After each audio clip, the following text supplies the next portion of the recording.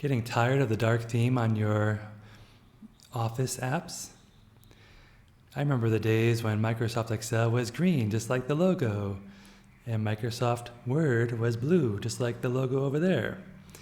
So we can bring that back, and I have both of these open just to show you that you can do it in either app, Microsoft Word or Microsoft Excel.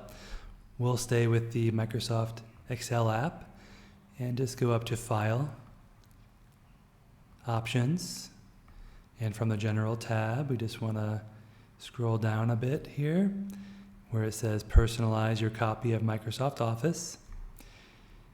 Office theme. Now I'm using a system setting that is making everything dark. But if I want to bring the colors back, there is this option here that says colorful. So let's select that. Click OK. And there we have it. We have our beautiful green and blue.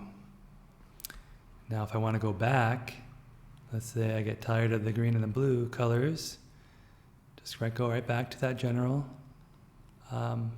window.